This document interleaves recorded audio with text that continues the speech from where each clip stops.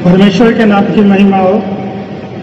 आइए हम कुछ वचनों पर अपना ध्यान लगाएंगे और निकालेंगे यूहन्ना की पुस्तक 14वां अध्याय और उसका 3, 4, 5। यूहन्ना 14 का 3, 4 और 5। और यदि मैं जाकर तुम्हारे लिए जगह तैयार करूं, तो फिर आकर तुम्हें अपने यहाँ ले जाऊंगा, कि जहाँ मैं हूँ वहाँ तुम भी रहो। और जहाँ मैं जा रहा हूँ तुम वहाँ का मार्ग जानते हो। थोमा ने उससे कहा, हे प्रभु, हम नहीं जानते कि तू कहाँ जा रहा है, तो मार्ग कैसे जाने? आमीन। यूहन्ना 14:3 कहता है, और यदि मैं जाकर तुम्हारे लिए जगह तैयार करूं, तो फिर आकर तुम्हें अपने यहाँ ले जाऊंगा, कि जहाँ मैं रहूं वहाँ तुम भी रहो। ये यीशु अपने चेलों से बात कर रहा है और उसका समय धीरे धीरे नज़दीक आ रहा है, जब उसे क्रूस पर चढ़ाया जाना है। उस समय से कुछ पहले वो ये बात कह रहा है कि मुझे जाना होगा एक जगह तैयार करने के लिए, जहाँ मैं आकर तुमको भी ले जाऊंगा, कि तुम वहाँ हमारे साथ रहो। और आगे कहता है 4 में, और जहाँ मैं जाता हूँ तुम वहाँ का मार्ग जानते हो। और यीशु आगे कहता है कि और तुम सब जानते हो कि मैं जहाँ जा रहा हूँ वो मार्ग क्या है उसका, तुम वहाँ का मार्ग जानते हो। थोमा ने उससे कहा, हे प्रभु, हम नहीं जानते कि तू कहाँ जाता है, तो मार्ग कैसे जानूं? उसका जो एक चेला थोमा है वो कहता है, नहीं प्रभु, हमें तो नहीं पता किस मार्ग की बात तुम कर रहे हो, वो कौन सा मार्ग है जिस पर जाने की बात आप कह रहे हैं। 6 में परमेश्वर उसका जवाब दे रहा है, पढ़िए जरा उसको। यूहन्ना 14 का 6। फिर यीशु ने उससे कहा, मार्ग, सत्य और जीवन मैं हूँ। बिना मेरे द्वारा कोई पिता के पास नहीं पहुँच सकता। 6 में यीशु कहता है, मार्ग, सत्य और जीवन मैं ही हूँ। बिना मेरे द्वारा कोई पिता के पास नहीं पहुँच सकता। और आज के संदेश का विषय भी यही है, यीशु ही मार्ग है। और उसी पर चल कर वो कह रहा है कि आप पिता तक पहुंच जाएंगे। मतलब जो मार्ग हम चुनते हैं, आजकल संसार में आप देख रहे हैं बहुत से मार्ग हैं। लोग अपनी इच्छा से, अपने फायदे के लिए अलग अलग मार्ग को चुनते हैं, उस पर चलते हैं। और क्या होता है, फिर वापस दूसरा मार्ग चुनते हैं। क्यों? क्योंकि उस पर उन्हें कुछ प्राप्त नहीं होता। लेकिन यहाँ यीशु कह रहा है कि मैं हूँ मार्ग, और मेरे द्वारा ही पिता के पास किसी की भी पहुँच हो सकती है। यह विश्वासियों के लिए कह रहा है यीशु कि आपकी पहुँच होगी, लेकिन वो मैं ही करा सकता हूँ, क्योंकि उसका मार्ग मैं हूँ। अब यीशु ने कह तो दिया, मार्ग, सत्य और जीवन मैं हूँ, और इस पर तुमको चलना है, तभी तुम पिता के पास पहुँचोगे। यहाँ एक सवाल हो जाता है कि वो मार्ग है कौन सा? कौन है लोग जो इस मार्ग पर चलते हैं? हम कुछ वचनों से देखेंगे जिन्होंने इस मार्ग पे चलना स्वीकार किया अपने जीवन में। बाइबल में बहुत से लोग हैं जिन्होंने यीशु को अपना मार्ग चुना और उस पर चले। मत्ती की पुस्तक 9वां अध्याय 9 से 13 तक पढ़िए। मत्ती 9 का 9 से 13 तक। जैसे ही यीशु वहाँ से आगे बढ़ा, उसने मत्ती के नाम के एक मनुष्य को चुंगी चौकी में बैठे देखा और उसने उससे कहा, मेरे पीछे आ। वह उठा और उसके पीछे चल दिया। फिर ऐसा हुआ कि जब वह घर में भोजन करने बैठा था, तो देखो बहुत से चुंगी लेने वाले और पापी आकर यीशु और उसके चेलों के साथ भोजन करने लगे। और जब फरीसियों ने ये देखा तो उसके चेलों से कहा, तुम्हारा गुरु चुंगी लेने वालों और पापियों के साथ क्यों खाता है? परंतु जब उसने ये सुना तो कहा, भले चंगों को वैद्य की आवश्यकता नहीं, परंतु बीमारों को होती है। परंतु जाओ और इसका अर्थ लिखो, मैं बलिदान नहीं पर दया चाहता हूँ, क्योंकि मैं धर्मियों को नहीं परंतु पापियों को बुलाने आया हूँ। मत्ती 9 से 13 तक क्या करता है? वहाँ से आगे बढ़कर यीशु ने मत्ती नाम का एक मनुष्य को महसूल की चौकी पर बैठे देखा और उससे कहा, मेरे पीछे हो ले। वह उठकर उसके पीछे हो लिया।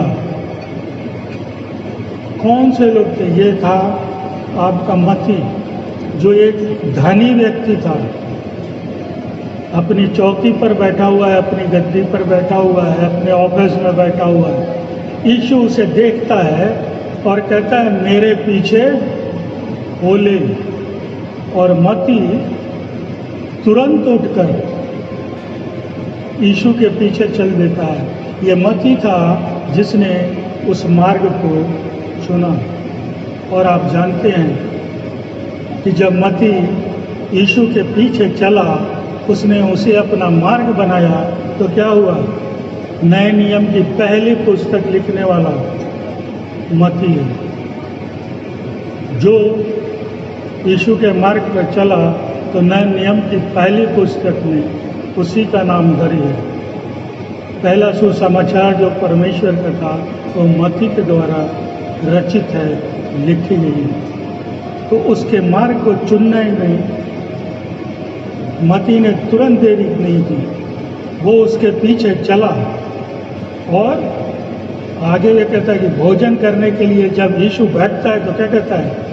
बहुतेरे महसूल लेने वाले, टैक्स लेने वाले और पापी आकर यीशु और उसके चेलों के साथ खाने बैठे।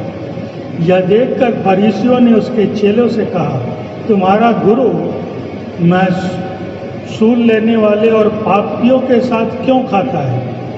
उसने यह सुनकर उनसे कहा, वैद्य भले चंगों को नहीं परंतु बीमारों को आवश्यक है। सो तुम जाकर इसका अर्थ सीख लो कि मैं बलिदान नहीं परंतु दया चाहता हूँ, क्योंकि मैं धर्मियों को नहीं परंतु पापियों को बुलाने आया हूँ। उसके मार्ग पर कौन चलेंगे?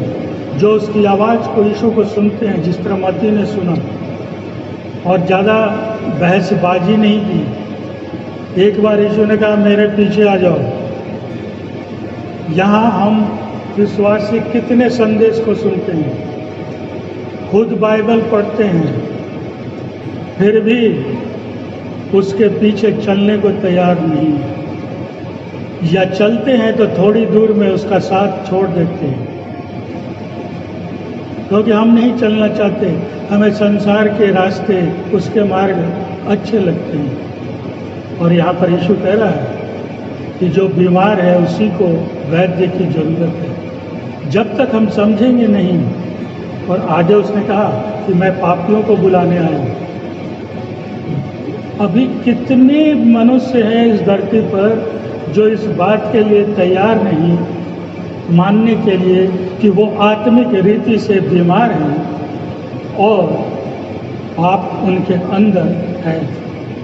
और जब तक ये विचार उनके मन में नहीं आएगा, वो कभी यीशु के मार्ग पर नहीं चलेंगे। जब यीशु कह रहा है, मार्ग, सत्य और जीवन मैं हूँ, लेकिन यहाँ लोग मानने को तैयार नहीं जी, मैं ठीक हूँ, मेरी आत्मा एकदम तंदुरुस्त है, लेकिन वो आत्मिक रूप से बीमार है। उनके अंदर पाप का बीज अभी भी है। और जब इस मार्ग पर चलेंगे तभी यीशु कहता है कि मैं धर्मियों को नहीं, मैं पापियों के लिए आया हूँ। लेकिन जब आप ये स्वीकार करेंगे कि हाँ, मैंने पाप किए हैं, पाप मेरे अंदर है, जन्म से ही है, ये बाइबल कहती है, ये कोई और नहीं कह रहा। बाइबल कहती है कि पाप का बीज जन्म से ही है, लेकिन इसको स्वीकारते नहीं है, इसको मानते नहीं है, और जो मानते हैं वो उसके पीछे चलते हैं, वही चल पाएंगे। और यहाँ लिखा है कि सब कुछ छोड़कर वो वहां से उठ के चल दिया। हमें कब से यीशु आवाज दे रहा है, मेरे पीछे हो ले। कितने गए रास्ते में साथ छोड़ दिया। हम नहीं चल पा रहे। आजकल विश्वासी डोल रहे हैं, क्योंकि उनका ध्यान चारों तरफ लगा हुआ है। उन्हें पैसे भी चाहिए, प्रतिष्ठा भी चाहिए, चाहे किसी मार्ग से धन कमाएं, चाहे वो गलत रास्ता ही क्यों ना हो, लेकिन मुझे चाहिए तो चाहिए।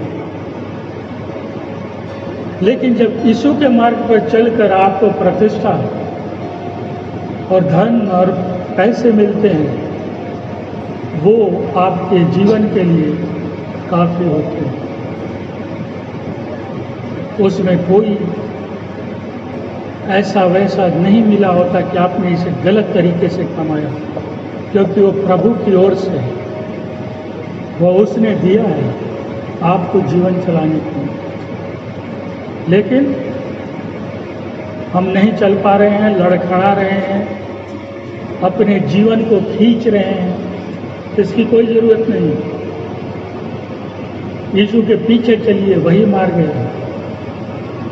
यीशु ही मार्ग है आपके जीवन का। आइए आगे पढ़ते हैं। मरकुस की पुस्तक निकालेंगे, उसका पहला अध्याय 16, 17, 18। मरकुस पहले का 16, 17, 18। जब मैं गलील की झील के किनारे जा रहा था, तो उसने शमौन तथा उसके भाई अंद्रियास को झील में जाल डालते देखा, क्योंकि वे मछुए थे। यीशु ने उनसे कहा, मेरे पीछे चलो, मैं तुम्हें मनुष्य के मछुए बनाऊंगा। वे तुरंत जालों को छोड़कर उसके पीछे चल पड़े। आमीन। मरकुस 1:16 कहता है, जब वह गलील की झील के किनारे जा रहा था, तो उसने शमौन तथा उसके भाई अंद्रियास को झील में जाल डालते देखा, क्योंकि वे मछुए थे। आगे वचन कहता है, यीशु ने उनसे कहा, मेरे पीछे चलो, मैं तुम्हें मनुष्य के मछुए बनाऊंगा। वे तुरंत जालों को छोड़कर उसके पीछे चल पड़े। यहाँ पर क्या दिखा रहा है? जब वो आगे बढ़ता है, गलील की झील पर यीशु पहुँचता है, तो देखता है कि पतरस, जिसे शमौन कहा गया था, और उसका भाई अंद्रियास, वो मछली पकड़ रहे हैं। यीशु ने उनको देख के क्या कहा? मैं तुझे मनुष्य पकड़ने वाला मछुआरा बनाऊंगा। आगे क्या होता है? वे तुरंत जालों को छोड़कर उसके पीछे चल दिए। वचन पर गौर कीजिए, वे तुरंत जालों को छोड़कर यीशु के पीछे चल दिए। तुरंत सब कुछ छोड़ दिया, जाल भी वहीं छोड़ दी, नाव भी छोड़ दी। वो कौन थे? एक तरह से मछली पकड़कर बेचना उनका बिजनेस था। वो बिजनेसमैन थे, मछली पकड़ते थे और बेचते थे, उनका बिजनेस था वो। उसे भी छोड़ा, नाव को भी छोड़ा, जाल को भी छोड़ दिया, और तुरंत उसके पीछे चल दिए, सब कुछ छोड़ के। हम क्यों नहीं चल पा रहे आजकल? क्योंकि हमें सब कुछ छोड़ना नहीं है, सब कुछ समेट कर चलना है कि कुछ छूट न जाए मेरा। यहाँ पर वचन कहता है, वो सब कुछ वहीं छोड़ दिए, उनको चिंता नहीं नाव कहाँ बह जाएगी, जाल कोई उठा के ले जाएगा, मेरे इस बिजनेस का क्या होगा। वो यीशु के पीछे तुरंत चल पड़े। और आप जानते हैं पतरस के बारे में। आगे पढ़ते हैं। 19। कुछ आगे बढ़ने पर उसने जब्दी के पुत्र याकूब और उसके भाई यूहन्ना को नाव में जालों को सुधारते देखा। अब वो आगे बढ़ता है, वहाँ पर क्या होता है, वचन कहता है कुछ आगे बढ़ने पर उसने जब्दी के पुत्र याकूब और उसके भाई यूहन्ना को नाव में जालों को सुधारते देखा। आगे बढ़ता है तो देखता है कि याकूब और यूहन्ना नाम के ये भी मछुआरे अपनी जाल को सुधार रहे हैं, ठीक कर रहे हैं डालने के लिए। 20। उसने तुरंत उन्हें बुलाया और मैं अपने पिता जब्दी को मजदूरों के साथ नाव पर छोड़कर उसके पीछे चल पड़ी। वचन आगे कहता है उसने तुरंत उन्हें बुलाया और वे अपने पिता जब्दी को मजदूरों के साथ नाव पर छोड़कर उसके पीछे चल पड़े। उन्होंने क्या किया, पिताजी को बोला तो आप यहीं रहिए, मजदूरों के हाथ में के साथ में उन्हें रख दिया और नाव को छोड़कर, जाल को छोड़कर कहा अब आप संभालना, मैं इनके पीछे जा रहा हूँ। कौन है वो, क्या है, अभी तक नहीं पता। उस समय तक यूहन्ना और ये नहीं जानते थे कि ये यीशु परमेश्वर का पुत्र है, स्वयं परमेश्वर है। लेकिन क्या होता है कि उनके मन में उसकी बात को उठा, ये कह रहा है मेरे पीछे आओ। जैसे मैंने पहले कहा कब कि हमें तो कब से पुकार रहा है, कब से रास्ते दिखा रहा है, कह रहा है मैं मार्ग हूँ, लेकिन हमें वो मार्ग पसंद नहीं, क्योंकि उस पर चलने के लिए बहुत कुछ छोड़ना पड़ेगा। इसने नाव, जाल, पिता सब कुछ जिस तरह छोड़ा, हमें भी संसार की बहुत चीज़ों को छोड़ना पड़ेगा, तब हम उस मार्ग पर चल सकते हैं, आगे बढ़ सकते हैं। लेकिन हम उसे छोड़ना नहीं चाहते। इसीलिए आजकल के बहुत से विश्वासी कमज़ोर हो रहे हैं, या उस मार्ग से हट जा रहे हैं, या उस मार्ग पर चल नहीं पा रहे हैं, थोड़ी दूर चल के लड़खड़ा जा रहे हैं, गिर जा रहे हैं। ये जब मार्ग पर चलने को तैयार हुए, ये वो लोग थे जिन्हें एक आवाज़ पर परमेश्वर के साथ चलना स्वीकार किया और सब कुछ छोड़ा संसार में। कहा ये कह रहा है, आगे देखेंगे इसके पीछे चलने का फायदा। उसी तरह बाइबल में आपने पढ़ा है, एक पापी स्त्री थी, उसने भी प्रभु की आवाज़ को सुना, उसके मार्ग पर चली और उसके पाप क्षमा हुए और वो स्वर्ग की अधिकारी बनी, अनंत जीवन पाए, क्योंकि उसने सुना, वो उस मार्ग पर चलने को तैयार हुई। आगे आपने देखा होगा, एक डाकू था जिसे यीशु के साथ क्रूस पर चढ़ाया गया, उसने भी उसकी आवाज़ सुनी। और क्या हुआ उसके साथ, उसने बस एक ही शब्द तो कहे थे, हे यीशु तू अपने राज्य में जाए तो मेरी सुधि रखना, मुझे याद रखना। बस इतना ही मेरे लिए काफ़ी है कि यीशु अगर मुझे याद रखे। जबकि उस डाकू का जीवन देखिए, अपराधों से भरा था, हत्या, लूटपाट, डकैती, चोरी, उसने जीवन भर किया। लेकिन जब देखा कि एक रास्ता दिख रहा है, उसने तुरंत उसे छोड़ा और कहा प्रभु मुझे याद रखना। हम छोड़ नहीं पा रहे। और जब मुसीबतों में फंसते हैं तो कहते हैं प्रभु शायद याद नहीं रखा मुझे। किस बात के लिए याद रखेगा वो आपको? आप आज भी वही जीवन जी रहे हैं। वो पुकार पुकार के कहता है मैं तेरे दरवाजे पे खड़ा हूँ, खटखटा रहा हूँ, मुझे अंदर तो आने दे, मैं तेरे साथ भोजन करना चाहता हूँ। हमें वो मंजूर नहीं। लेकिन ये वो लोग थे जिन्होंने उसे मार्ग को समझ लिया, मान लिया, उसके पीछे चल गए। और यीशु ने क्या कहा डाकू से, तुम इसी क्षण स्वर्ग राज्य में होगे। हमसे नहीं हो पा रहा। हम इतने संदेशों को सुनते हैं, स्वयं पढ़ते हैं, फिर भी उसे याद नहीं रख पा रहे। और फिर पूछेंगे कौन थे वो बाइबल में लिखा है, कौन थे जिन्होंने स्वीकार किया उसके पीछे चलना, और क्या हुआ उनके जीवन में, ये भी आपने संदेश में सुना। मत्ती कितना आगे बढ़ा। पतरस के बारे में जानते हैं आप, जब वो बोलता था लोग बपतिस्मा, उनका मन तोड़ देता था, वो उनका हृदय टूट जाता था कि मैंने अब तक किया क्या, मैं कहाँ फंसा रहा, मैं सही मार्ग को जान ही नहीं पाया। लेकिन आज इस पतरस ने मेरी आंखें खोल दी, मुझे वो मार्ग दिखा दिया जिस पर चलकर मैं अनंत जीवन को पा सकता हूँ। यीशु वो मार्ग है। हम इतने संदेश को सुनकर, इतने वचन को सुनकर हमारा हृदय ही नहीं टूट रहा, हम स्वीकारने को तैयार नहीं।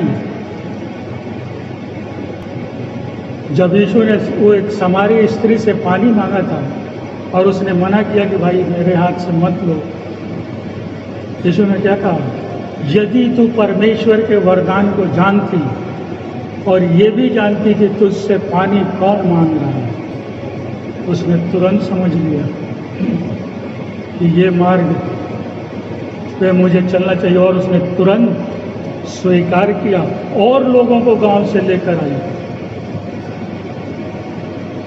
और प्रभु का यह वचन मुझे बहुत अच्छा लगा, यदि तू जानती। हम नहीं जान रहे आजकल यीशु को, अभी तक नहीं जानते, चाहे 20 साल हो गए हों भवन में आते, चाहे 25 साल हो गए। प्रभु ये नहीं देखता कि आप कितने साल का रिकॉर्ड बना रहे हैं भवन में जाने, उसे इससे कोई मतलब नहीं। आपने सच्चे मन से उसे कब स्वीकारा, कब उसके पीछे चलने वाले बन गए और चल रहे हैं, ये परमेश्वर देखता है। बाकी दावे सब झूठे हैं, बेकार हैं। वो दावे बने के बने रह जाएंगे, हमारा जीवन समाप्त हो जाएगा, हम कुछ नहीं पा पाएंगे, जो है वो भी खो देंगे। लेकिन इन लोगों ने उस पर स्वीकार किया चलना और चले और पाया। दूसरा सवाल उठता है जो हम सब मनुष्य के अंदर होता है कि इस मार्ग पर चलेंगे तो फायदा क्या होगा मेरा।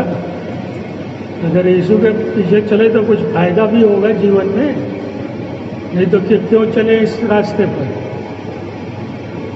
उन सब ने पाया जो उसके पीछे चले, उन्हें क्षमा मिली पापों से, उन्हें शांति मिली उनके जीवन में, उनके अपराध क्षमा किए गए, उन्होंने प्रेम से भरा एक जीवन पाया और एक प्रेमी परमेश्वर को पाया जो अथाह प्रेम करता है हम सबसे। सच्चाई की आत्मा उन्हें मिली जो प्रभु कहता था।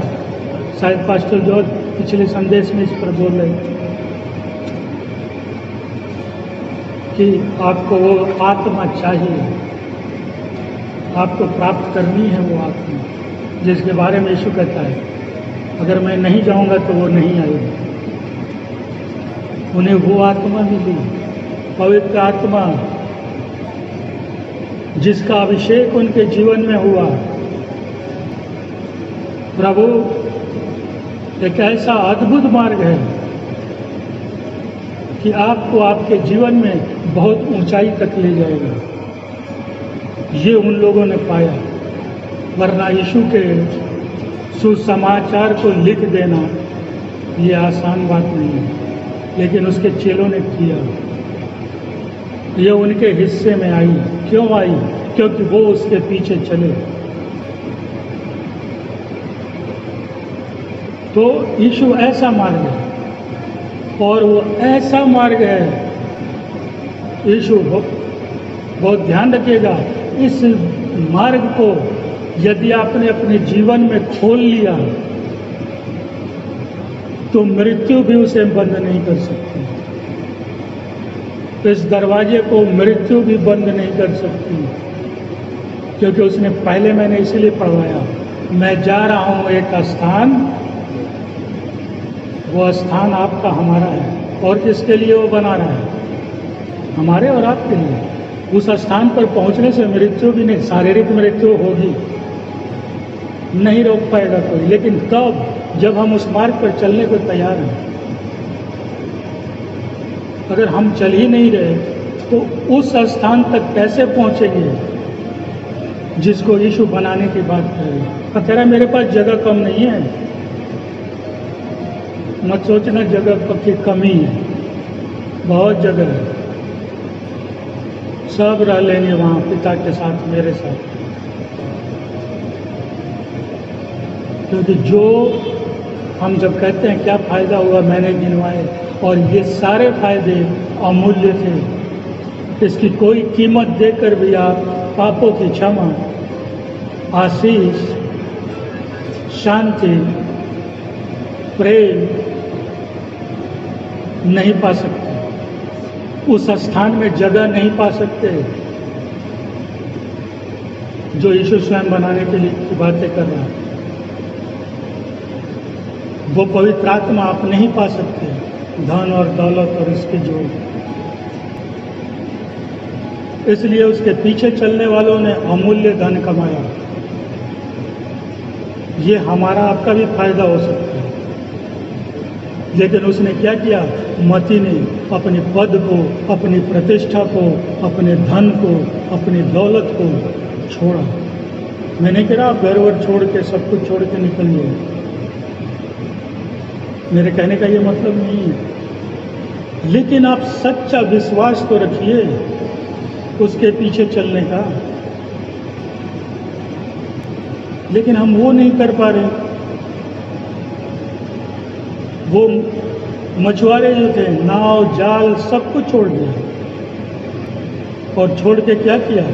जो उन्होंने पाया वो बहुमूल्य था, वो उन्हें वो मछली मारते हुए नहीं मिलता, लेकिन यीशु के मार्ग पर चलने से उन्हें वो सब मिला। तो हमें क्यों नहीं मिलेगा? वो पापी स्त्री ने अपने पाप में जीवन को छोड़ा, उद्धार को पाया, उसके अंदर आशा हुई कि अब मेरा भी भला होगा। हम कितनी भी भलाई ईश्वर हमारे लिए करता है, लेकिन हम भूल जाते हैं। लेकिन वो इस आशा से भर गई, वो पापी स्त्री, कि मैं भी अनंत जीवन पाऊंगी, मेरे भी पाप क्षमा हुए। ये आशा उसके मन में जगी। डाकू ने अपनी लूटपाट, हिंसा, अपराध की जिंदगी को त्यागा, और यीशु ने क्या कहा? अभी आपका परमेश्वर आपके हृदय को जांचने के बाद तुरंत काम करता है। हाँ, कुछ कामों में देर होती है, ये उसकी योजना का हिस्सा है, ये उसकी इच्छा है, लेकिन हमारा परमेश्वर आधे अधूरे रास्ते में नहीं छोड़ता, हम उसे छोड़ देते हैं, फिर भी वो हाथ बढ़ाता है। जिस तरह पतरस जब डूबने लगा, प्रभु ने वो हर जगह जुड़ता है, उसने अपना हाथ बढ़ाकर उससे बाहर निकाला। हमारे लिए क्या वो हाथ नहीं बढ़ाएगा? वो तो कब से कह रहा है, मेरा हाथ पकड़ लो, ये संसार में डूब रहे हो, मेरा हाथ पकड़ो, मैं बाहर खींचता हूँ, और फिर ऐसे मार्ग पर चलाऊंगा जो मैं स्वयं हूँ, और इसी रास्ते से होकर तुम पिता के पास पहुँच जाओगे। अभी हमारी इच्छा पिता तक पहुँचने की नहीं है, अभी संसार में है, तो नहीं होगा। आपको अभी से तैयार होना है, आपको अभी से उसे अपना मार्ग चुनना है, यीशु को। चाहे आप जिस अवस्था में हैं, जैसे हैं, जिस उम्र के हैं। इसमें बहुत से लोग उम्र को देखते हैं कि थोड़ा और हो जाएगा, तब देखते हैं। हो सकता है मौका न रहे आपके पास, समय आप देख रहे हैं और यीशु बार बार चेतावनी दे रहा है, मैं शीघ्र आने वाला हूँ। और किस दिन वो आ गया, सब कुछ खत्म हो जाएगा, हम मार्ग चुनते रह जाएंगे। आज हमें जीवन में यही देखना है। इस संदेश के द्वारा परमेश्वर आपसे कह रहा है कि आप सब ध्यान देकर सोचें कि आप किस मार्ग पर चल रहे हैं। हो सकता है आप अभी भी संसार के मार्ग को चुनें, आपको चौड़ा मार्ग अच्छा लग रहा हो, लेकिन उसकी कोई मंजिल नहीं है। उसकी मंजिल कब्रिस्तान है, वहाँ दफना दिए जाएंगे, बात खत्म। कुछ लोग फूल माला चढ़ा देंगे वहीं तक। लेकिन जैसा कि मैंने कहा, अगर यीशु के पीछे चल रहे हैं तो मृत्यु भी उस दरवाजे को बंद नहीं कर सकती। हम फिर भी पहुंचेंगे परमेश्वर के पास, क्योंकि तब मेरे पास अनंत जीवन है। इस रास्तों का, संसार पर चलने वाले रास्तों की कोई मंजिल नहीं। हो सकता है आपने कई मार्गों को जीवन में बदला। किस लिए बदलते हैं आप रास्ते? शायद इस रास्ते पे चल के कुछ मिल जाए, शायद ये रास्ता ठीक नहीं चुना, इस पे चलता हूँ कुछ मिल जाए। एक पानी की आशा। यीशु के पीछे चलिएगा तो कितनी आशा है, आपको क्या क्या दे रहा है, आपको उसके बदले में क्या मिलेगा। और आप खोजिए, उस मार्ग पर चलकर आपको मिलेगा, वो अनंत जीवन की ओर ले जाएगा। वो एक सच्चा रास्ता है जिसमें आपका मंजिल है, आपके जीवन में। विश्वासियों का मंजिल क्या है? परमेश्वर तक पहुंचना, स्वर्ग राज्य का अधिकारी होना। यही तो हमारी मंजिल है। और ये मंजिल कैसे होगी? यीशु ने साफ कर दिया, मेरे द्वारा ही जा सकते हैं। इसलिए दूसरा रास्ता तलाश न करें परमेश्वर तक पहुंचने का, वो नहीं ले जाएगा। यीशु के साथ चलिए। और अगर आप प्रभु यीशु के मार्ग पर चलने वाले हैं, अपने आप को समर्पित करें और उसके मार्ग पर चलने का भरसक प्रयास करें।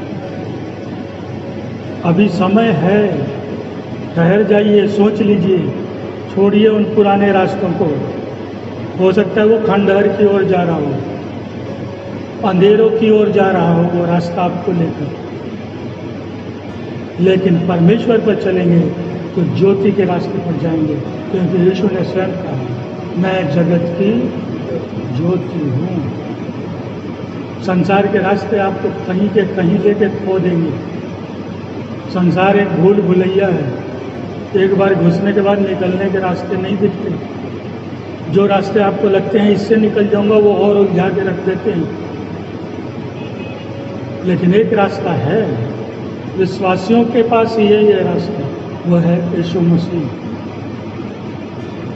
जब उस पर चलिएगा, ज्योति को पाइएगा, अनंत जीवन को पाइएगा, परमेश्वर के साथ रहने का मौका पाइएगा। आप परमेश्वर के साथ रहेंगे, उस स्थान में रहेंगे जो यीशु ने आपके लिए बनाने की बातें कर रहा है।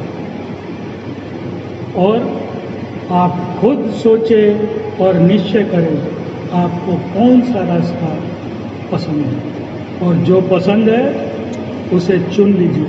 इसमें कोई ज़बरदस्ती न यीशु करता न कोई करता। उसने बता दिया, मार्ग सत्य जीवन में। पसंद है अपना लीजिए। संसार के मार्ग अच्छे लगते हैं, अंधेरों में भटकिए। ज्योति पाना चाहते हैं, यीशु के पीछे चलिए। आप सब अपने आप में सोचिए और देखिए। परमेश्वर सबको आशीष दे।